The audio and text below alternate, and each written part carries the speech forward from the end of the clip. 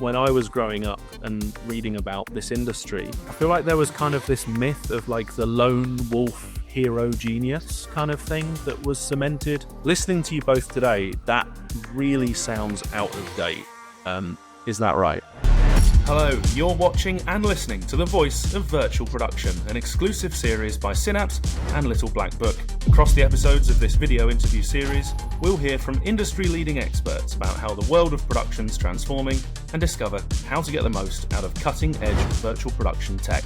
I'm Adam Bennett, and I'm a writer at Little Black Book. Today, we're spotlighting the role of a virtual production supervisor, and I'm joined by two perfect guests to do so.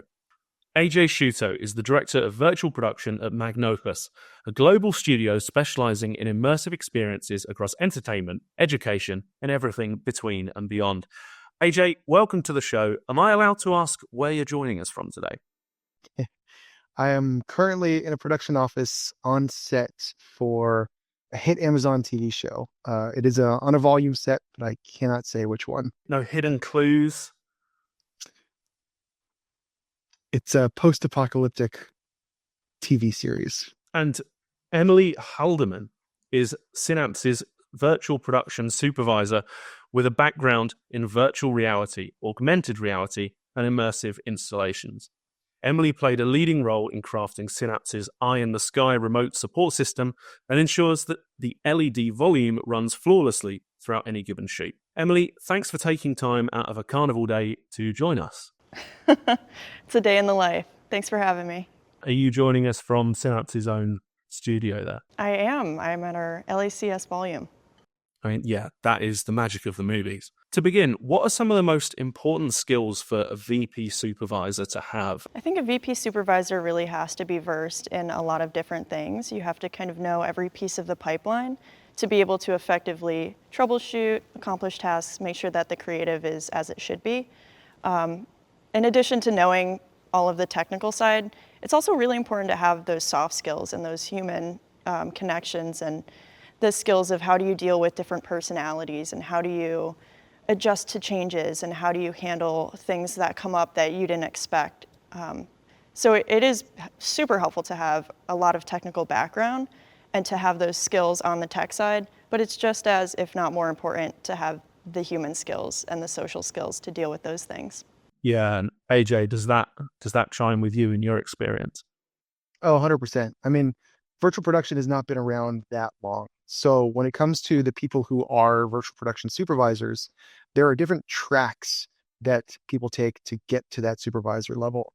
I've had supervisors work for me who come from more of the previs track. I've had some that work in the more of the virtual art department track, some who are cinematographers, some who focus more on the technology and stage operations. They're all incredibly valuable skills to have. So when I'm crewing a project, and I may be on 2 or 3 different projects at once, I'm looking for a crew and a supervisor whose specialty is going to be kind of designed around what that show needs. If it's a very heavy VAD show, because we're doing ICVFX, I might look for an ex-VAD supervisor to run my VProd show.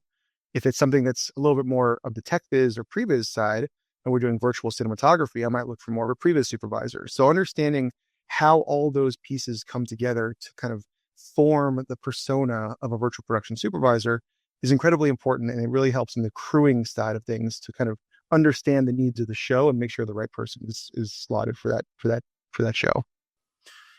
You mentioned earlier about virtual production not being particularly old as a suite of technologies. If I'm someone watching this now thinking I'd like to grow a career in virtual production, what are some of the most important skills that you should be focusing on developing? Like, are they fundamentally human skills, or are there particular, is there anything else they should be keeping in mind? Well, you definitely can't succeed without having fundamental human skills. That's for sure. Knowing how to communicate, how to play the political game, as annoying as it is, sometimes it's necessary. Understanding the set life, set etiquette, the kind of political hierarchy and social hierarchy of a set. Those are all incredibly important soft skills. In the hard skills side, when we talk about virtual production, I don't think there's another engine that we talk about more than Unreal. And so knowing Unreal, the fundamentals of Unreal, whether that be asset creation or just scene navigation, understanding take recorder, understanding sequencer, knowing really how the engine functions are more of the hard skills necessary to kind of understand the the high level version of virtual production supervision. When it comes into more of the specifications about animation and viz, those are important depending on what your persona is. Same with asset development, but really it's just an understanding of the engine at its core. Emily, I wanted to ask you a question about some of the most effective ways for VP supervisors to partner with other people on the set, be it art directors, production designers, directors, DPs. To what extent is what AJ was just talking about there sort of integral to making sure that you're doing that in the most effective way? Yeah, we really try to partner with those roles as fast as we can on a production and as early in the production as we can. It's not always possible. People are busy. Some people, aren't even brought onto the project until the day of the shoot. The sooner the better. We love to get in the weeds with creatives as soon as the idea comes in, monitor the project from ideation all the way to shoot. If that isn't possible, whenever that role is brought in, we'll connect with them. A lot of times that is on set day, where they come in and, you have to introduce yourself on the day of, but just getting in people's way, getting in their minds and like making yourself known so that if they have a need, they know who to come to. I think that's the most important part of it. Speaking of which, when it comes to pre-production versus post-production, I wanted to ask both of you a question about how you find the time split between pre and post on virtual production projects. Is it kind of 50-50? How do you find that you're spending most of your time when it comes to projects that utilize virtual production? AJ, I can put that one to you first. Well, if it's an ICVFX show, hopefully there's very little time spent in post-production. Hopefully we did everything right on the day, and post-production is essentially cleaning up the project files, sending over the take data, and making sure VFX has what they need to do any kind of cleanup that they may need to do, or that the production has what they need. So I spend most of the time focused on the pre-production. The pre-production comes in a whole bunch of different styles. It can be, like we said, viz, pre-viz and tech viz, understanding the action blocking. It could be lighting. It could be plate photography if we're doing 2D video playback. A lot of times it's education. And the education really is fundamental to ensuring that your creatives are on board with the playground and the bumper lanes that they have to work within on the stage. A lot of times that relates to virtual cinematography, going into a VR headset or looking at something through a lens on a giant screen, letting them move the camera around and understand the spatial relationship between actors and screens and foreground and background, and really getting kind of that, unlocking that 3D spatialization aspect of their brain and how the set builds around the camera. I think that's a really important part. And the more that they can get comfortable getting cycles of doing the viz, then the more that they can walk onto stage feeling confident in what they're about to shoot. Listening to you there, it reminds me of learning to drive. Like it was sort of an entirely new concept of space to me. That you have to think about the way you move and the way you interact with the world around you, and in entirely new different ways. Do you find it's a steep learning curve?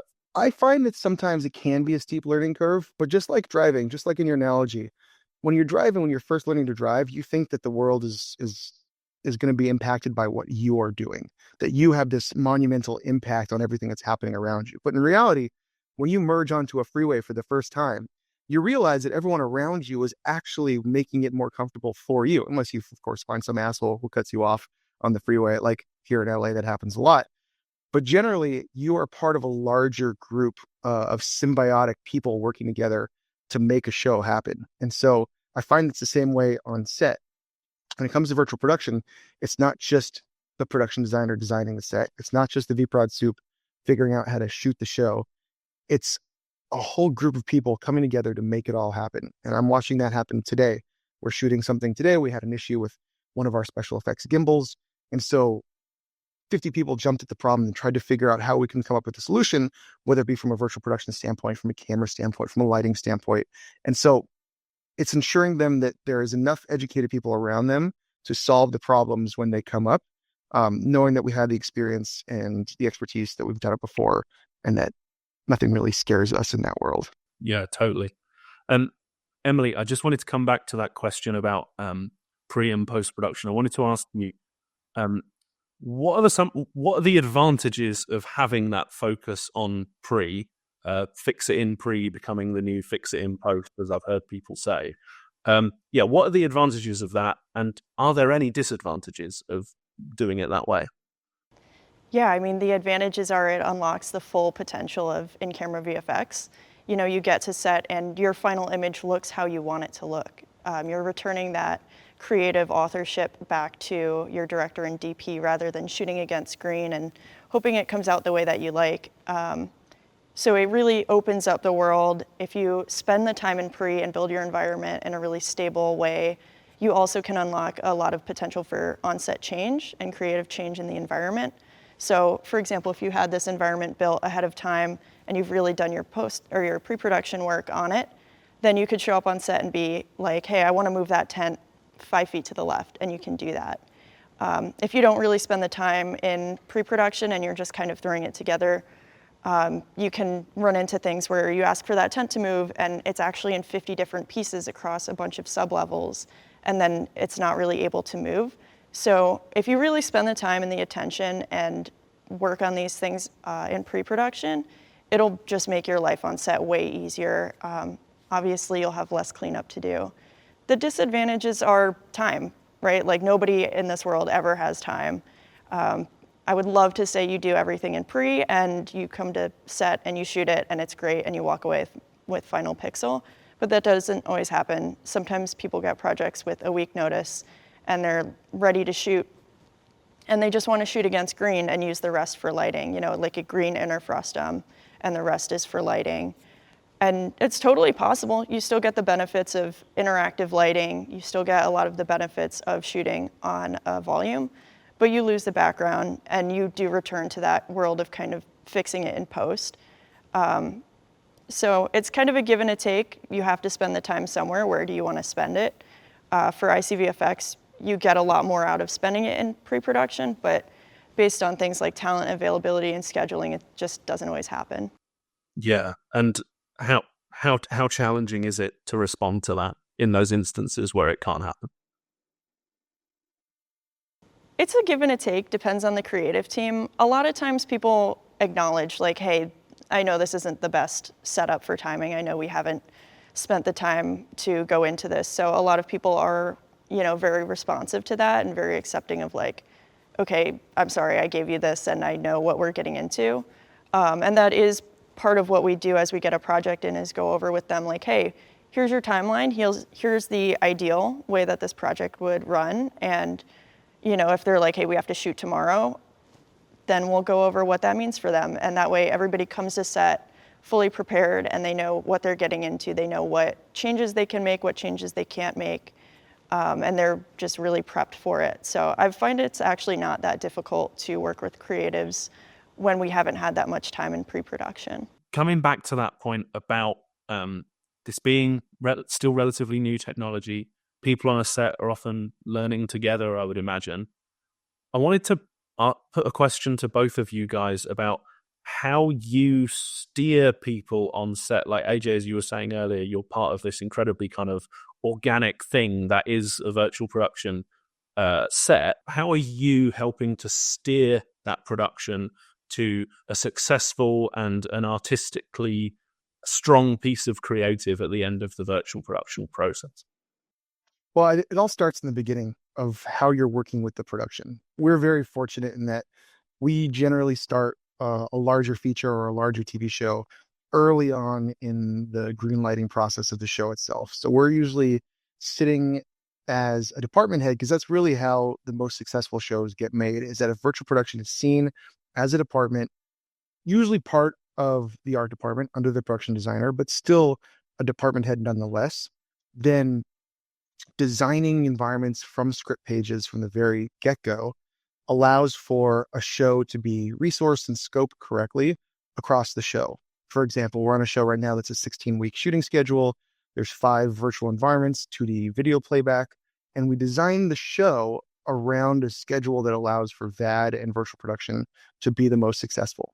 And when you have alignment from the beginning, from your producers to your showrunners, to your art department, to visual effects, from everybody at the top being aligned on what it is that we're doing, that's when the most successful shows get made. Emily, Does that chime with your experience? Yeah, definitely. Being collaborative from the beginning is really the way to go with this, and making sure that everybody's on the same page. One thing that we also pay a lot of attention to is what is changing. What are the things that creative really is harping on? You know, are they focused on the lighting? Are they focused on like this one particular building in the background? And knowing what the pain points are in their environments, as well as what they really, really want to show off. And having that background of kind of knowing what matters in the shot, in the creative, and what you want to spend your time and attention on, I think is really helpful. Can I ask you both, to what extent are you both still learning? Like, without wanting to put you on the spot, what was the last thing you can remember kind of learning or discovering whilst on a virtual production shoot? Oh, right this morning I was just learning 2110 stuff. We're doing some R&D with it up in our office. So every day is learning, man. Every day there's something new to find out. For example, today Chris just made a custom heart bokeh, which you might be able to see in the Ferris wheel here. I didn't know you could do that with a piece of paper. You learn something new every day. And so I guess for me, the learnings are still, I guess, when it comes to the soft skills of really supervising a show, not just supervising a shoot. And the difference there is when you're really kind of in charge of how successful virtual production is as part of a show, you realize that you're not just within a very clear path. It's not like you're trying to stay within your lane so much.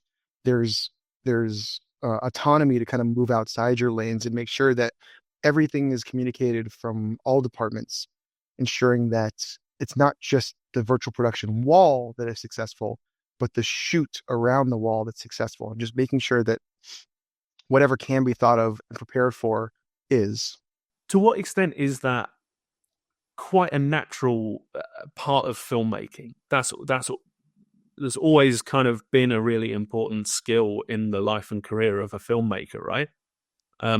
So you're kind of building on a filmmaking legacy, even though it's kind of cutting edge new tech. Well, yeah, I mean, you everyone starts within a role, right? I started as a PA. I was getting coffee and dry cleaning for producers back in Alice in Wonderland in 2008. And we kind of grow as part of our careers, and we start to learn what our role is. I worked in visual effects for 8 years, and so I learned what that role was as a visual effects production person. And as I took on more responsibility, that role grew, and that role grew until I shifted into virtual production. Then again, it's a learning mechanism. I'm learning and I'm absorbing more about the technology and the requirements until you become so kind of mastered of your craft that you look for ways to help the people in other roles, in other lanes that are parallel to yours, because you kind of realize that their lanes are dependent on your lane being successful. And so you might need to help them be successful in order for you to be successful.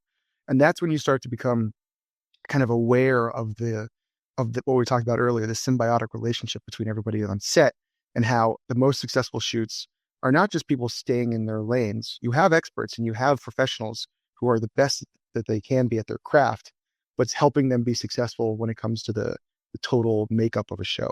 When you're in such a kind of intensely collaborative environment where everyone's kind of working together, who is the kind of arbiter when it comes to creative decision making or like taste? Like, for example, if you see something maybe, I don't know, that's on the LED wall that you're kind of thinking, oh, maybe this could be a bit better.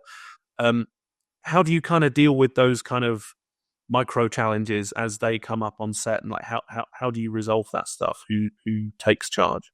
Yeah, I think it's a little more clear cut for someone like me who works at a permanent stage, because we have a very clear ownership of the LED wall and the content on it.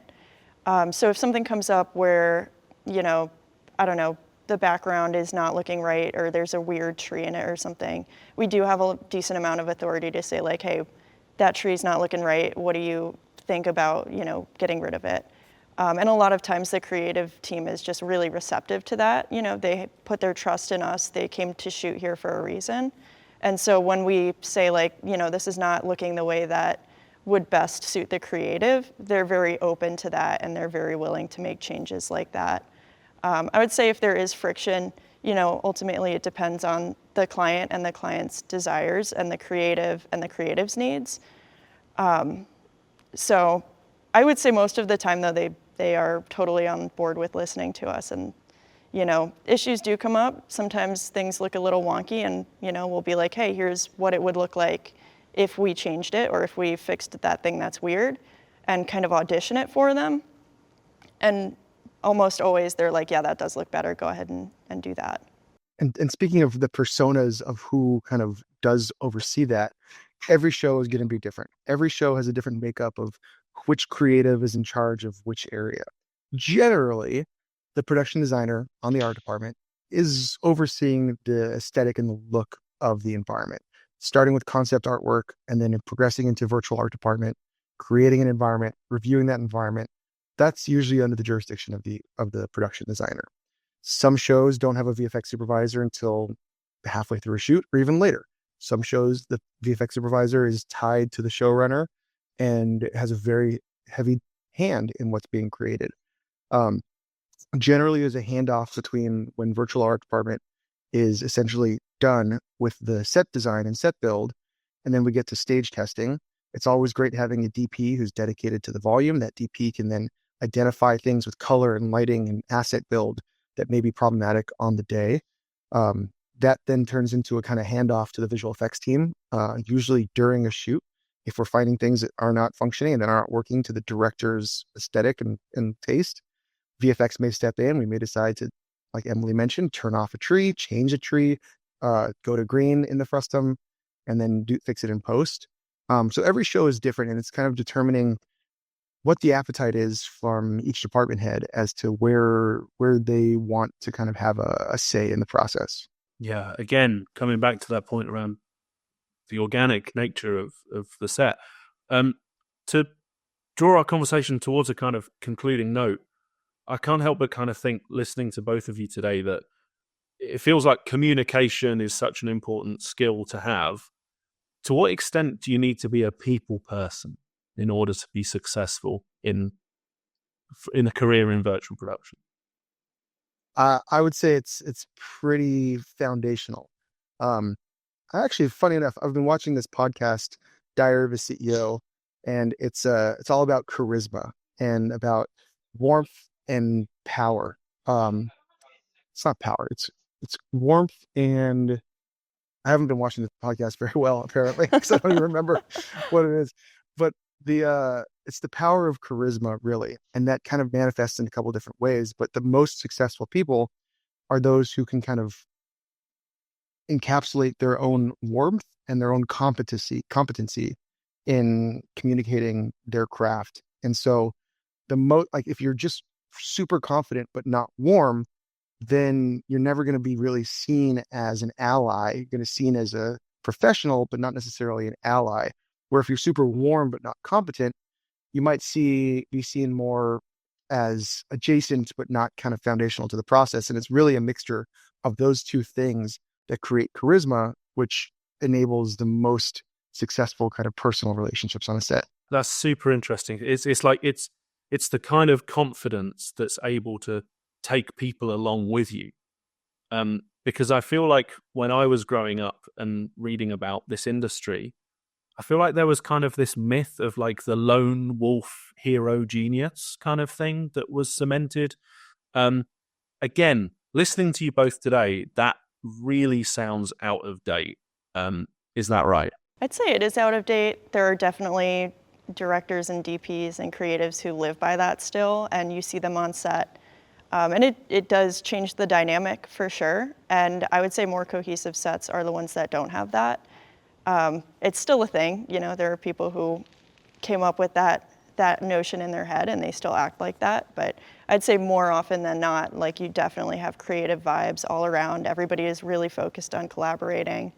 Yeah, and it's great. Everybody is willing to listen to each other for the most part. You, of course, have personalities, as you do everywhere, but especially in this space, when you get into new technology, people just are really passionate about it and really excited to be working with other people who share that passion. So, yeah, I'm glad there's not a lot of lone wolves. So when it comes to that point around collaboration of people who are working with different disciplines. How does that kind of change depending on whether you're working on a short form or a long form project? For short form, Emily, how do you find that in your experience? Yeah, we do a lot of short form here. It really depends on the production schedule, but we try to get in as early as possible. As soon as they start talking with us about potentially shooting their project here, we get in with the creative team, we get in with whoever's on that project already and integrate pretty much as soon as possible. Sometimes they don't come to us until they've already got everything all set and they're just ready to shoot. So it really depends on the client in terms of that, but we can come in at any step of the process. You know, we've had projects that come to us with just a vague idea, and we've had projects that come to us with their entire VAD built already. It really depends on the production, and we can accommodate kind of that whole sliding scale. Obviously, the sooner the better, so that we can catch flags, check their environment, you know, make sure everything is running to technical snuff and all good in that capacity. I'm sure AJ can speak a little bit more about long form and using a stage for that. Yeah, so for long form content, you're really thinking about the production needs in terms of consistency across the schedule and allowing for a single team to kind of own multiple parts of production, whether that be from overseeing plate capture to doing virtual art department design to doing ICVFX operations, doing post-viz, virtual camera, whatever the needs of the show are, kind of handling that, being a one-stop shop for the show. And if you don't screw it all up, and if you are successful on a season, then, and you're lucky enough to be invited back for a second season, then a lot of the things that you can focus on when it comes to tech forward innovation, transmedia, using assets from the virtual art department into more immersive content activations and executions allow for what we call bridge content, or content that kind of connects two seasons that may be separated by 2 years on the calendar, and trying to find ways to kind of excite audiences in between that bridge content. And so as you start to get into kind of longer form relationships with the production over the course of multiple seasons. So yeah, thinking about all of the themes and the topics we've covered so far and the skills that are important, is there a project that each of you guys have worked on that kind of jumps to the front of your mind when you think about everything that we've discussed? AJ, I'll start with you if that's okay. I mean, I've had fantastic relationships with the most recent filmmakers I've been working with, both on Fallout Season 1 and Westworld. But I think the kind of standout project that I've worked on is probably The Lion King with Jon Favreau back in 2019. We built a purpose-built virtual production stage, doing virtual cinematography, VR scouting, and video outputs for that show. Shot every single shot of the show in the system. It was built in Unity at the time, which is no longer relevant in the virtual production space, but it's what Epic actually says and validates was their kind of initiation point in wanting to really focus on media and entertainment, and hence why virtual production has become so prevalent around Unreal Engine. So while that was kind of an inflection point and a really important moment in history when it comes to how virtual production has been used in the industry, the collaborative nature of that show was really kind of spearheaded by our director, Jon Favreau. He really is a director who focuses on trusting his lieutenants to make their best decisions and to kind of really run their departments. Caleb Deschanel was our DP, Rob Legato was our VFX soup, Andy Jones was, James Chinland was our production designer, and everyone was kind of given the autonomy to really make choices that influence the show, with John just really kind of spearheading it all. And I think it was that collaborative nature that really gave me insight into how the most successful shows get made. Emily, how about you? What jumps to the front of your mind?